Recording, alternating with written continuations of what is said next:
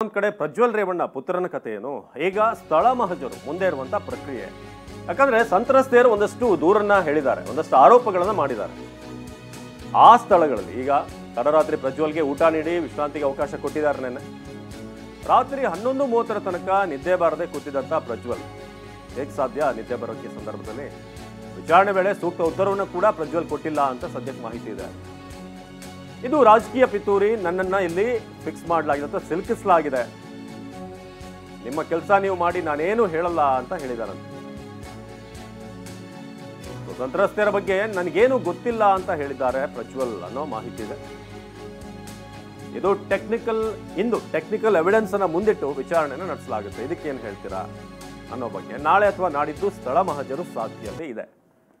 So ಒಂದಷ್ಟು technical evidence ಕೂಡ ಈಗ ಕಲೆಕ್ಟ್ ಮಾಡಿರೋದ್ರಿಂದ ಕಳೆದ 1 ತಿಂಗಳಿಂದ SIT ಒಂದಷ್ಟು ಸಾಕ್ಷ್ಯಗಳನ್ನು ಕಲೆ ಹಾಕಿದೆ, ಹೇಳಿಕೆಗಳು ದಾಖಲಾಗಿದ್ದಾವೆ. ಜೊತೆಗೆ ಘಟನಾವಳಿಗಳು ಯಾವಾಗ ಎಲ್ಲಿ ಯಾವ ಕಾರಣಕ್ಕೆ ಪ್ರಜ್ವಲ್ ಅವ್ರನ್ನ ಭೇಟಿ ಆದ್ರು ಈ ಸಂತ್ರಸ್ತೆಯರು ಅದನ್ನು ಕೂಡ ಅವರು ವಿವರವಾಗಿ ಹೇಳಿದ್ದಾರೆ. ಫಾರ್ ಎಕ್ಸಾಂಪಲ್ ಒಂದು ಘಟನೆ, ಅಂಬರೀಶ್ ತೈವಾನ್ ಸೀಬೆ ಕೃಷಿ ಮಾಡಿ ಎಕರೆಗೆ 5 ಲಕ್ಷ ಗಳಿಸ್ತಿದ್ದಾರೆ. ನೀವು ಕೂಡ ಅವರಿಂದ ಕಲಿಬೇಕಾ? ಅವ್ರ ಜೊತೆ ವಿಡಿಯೋ ಕಾಲ್ನಲ್ಲಿ ಮಾತಾಡಬೇಕಾ? ಈಗಲೇ ಫ್ರೀಡಮ್ ಆ್ಯಪ್ ಡೌನ್ಲೋಡ್ ಮಾಡಿ. ಯಾರೋ ಹುಡುಗಿಗೆ ಹಾಸ್ಟೆಲ್ ಸೀಟ್ ಬೇಕಾಗಿತ್ತು ಅಂತ ನಾನು ಹೋಗಿದ್ದೆ, ಅವ್ರ ಆಫೀಸಿಗೆ ಬರಕ್ಕೆ ಹೇಳಿದ್ರು. ಅದಾದ್ಮೇಲೆ ಫಸ್ಟ್ ಫ್ಲೋರಿಗೆ ಬನ್ನಿ ಅಂತ ಹೇಳಿದ್ರು. ಅಲ್ಲಿದ್ದಂಥ ಎಲ್ಲ ಮಹಿಳೆಯರನ್ನ ಕಳಿಸಿ ನಾನು ಒಬ್ಬಳೇ ಇದ್ದೆ. ಅದಾದ್ಮೇಲೆ ನನ್ನನ್ನು ಆಫೀಸ್ ಒಳಗೆ ಬರಕ್ಕೆ ಹೇಳಿದ್ರು. ಆಗ ನನ್ನ ಮೇಲೆ ದೌರ್ಜನ್ಯ ಆಯಿತು, ಜೊತೆಗೆ ಬೆದರಿಕೆ ಹಾಕಲಾಯಿತು ಅನ್ನೋದು ಕೂಡ ದೂರಿನಲ್ಲಿ ದಾಖಲಾಗಿತ್ತು. ಇಂಥ ಹಲವಾರು ವಿಚಾರಗಳಿದೆ, ಇದೆಲ್ಲವನ್ನೂ ಕೂಡ ಈಗ ಪ್ರಶ್ನೆ ಮಾಡಲಾಗ್ತಾ ಇದೆ.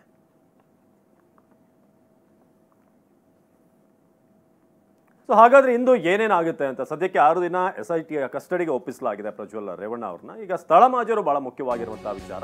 ಹಲವಾರು ಆರೋಪಗಳನ್ನ ಸಂತ್ರಸ್ತರು ಏನ್ ಮಾಡಿದ್ದಾರೆ.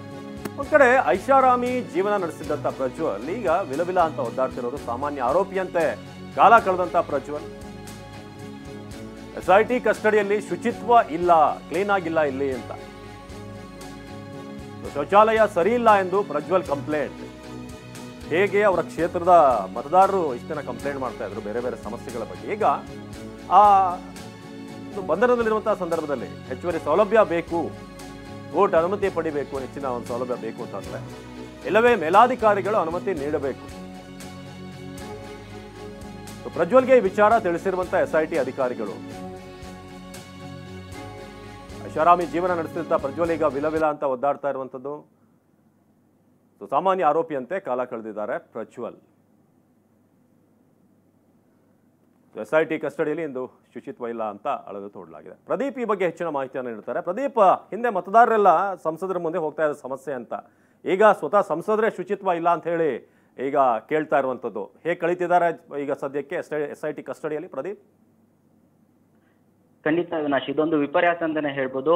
ಪ್ರಜ್ವಲ್ ರೇವಣ್ಣ ಅವರು ನಿನ್ನೆ ಏನು ಕೋರ್ಟ್ಗೆ ಹಾಜರುಪಡಿಸಿದ್ರು SIT ಅಧಿಕಾರಿಗಳು. ತದನಂತರ ಅವ್ರನ್ನ 6 ದಿನ ಕಸ್ಟಡಿಗೆ ತೆಗೆದುಕೊಂಡಿದ್ರು. ನಿನ್ನೆ ರಾತ್ರಿ SIT ಕಚೇರಿಯಲ್ಲೇ ಈಗ ಪ್ರಜ್ವಲ್ ರೇವಣ್ಣ ಕಳೆದಿರುವಂತದ್ದು. ಸದ್ಯ ರಾತ್ರಿ 10:30 ತನಕನೂ ಸಹ ಪ್ರಜ್ವಲ್ ರೇವಣ್ಣ ಎಚ್ಚರವಾಗಿದ್ದು. ತದನಂತರ ಸ್ವಲ್ಪ ಹೊತ್ತು ನಿದ್ದೆ ಬರದೆ ಅನಂತರ ಮಲ್ಕೊಂಡಿರುವಂತದ್ದು. ನಿನ್ನೆ ಸಂಜೆಯಿಂದ ಅಂದ್ರೆ ನಿನ್ನೆ 5 ಗಂಟೆಯ ನಂತರ SIT ಕಸ್ಟಡಿಗೆ ಬಂದಂತಹ ಪ್ರಜ್ವಲ್ ರೇವಣ್ಣ SIT ಅಧಿಕಾರಿಗಳು ವಿಚಾರಣೆಯನ್ನ ನಡೆಸಿದ್ರು.